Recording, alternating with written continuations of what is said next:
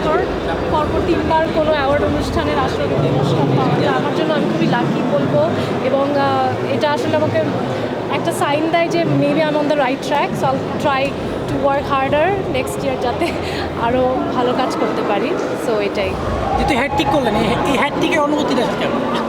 সেটাই তো বললাম যে খুবই ভালো লাগছে এটা খুবই আনএক্সপেক্টেড ডেফিনেটলি খুব ইজি না যে তিনবার পরপর আমার কাজের জন্য অ্যাপ্রিসিয়েশন এবং ডেইলি স্টার ওটিটি অ্যাওয়ার্ড তো খুব একটা রিনাউন্ড অ্যাওয়ার্ড বলে ধরে নেয় বাংলাদেশে তো এইটা আমি খুবই ব্লেসড এবং আমি আমার টিমের প্রতি খুবই কৃতজ্ঞ যারা আমাকে নিকশ কাজটার জন্য সুযোগ করে দিয়েছেন এবং আমি দীপ্ত প্লে এবং আমার ডিরেক্টর রুবেল হাসান এবং পুরো টিমকে অনেক ধন্যবাদ জানাচ্ছি 24 সাল কেমন কেটেছে?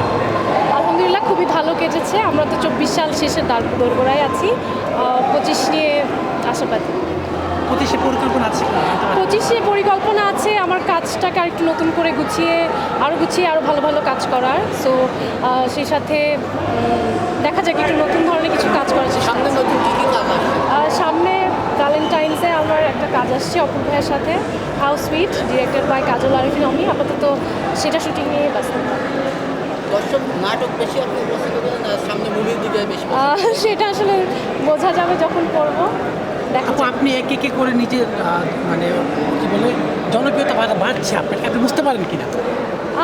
জানি না আসলে আমি চেষ্টা করি ভালো কাজ করার জনপ্রিয়তা তো আসলে খুবই আপেক্ষিক একটা বিষয় অনেক সময় পজিটিভ অনেক কিছু করেও জনপ্রিয় হওয়া যায় নেগেটিভ অনেক কিছু করেও হওয়া যায় আমি সবসময় চেষ্টা করি যে কাজ দিয়ে নিজের অবস্থান বজায় রাখতে সো কাজ দিয়ে যাতে মানুষ সবসময় আমাকে আলোচনায় রাখে সেটা চেষ্টা থাকে বড় পদ্ধতিতে কাজ করবেন তো কি পরিকল্পনা আছে?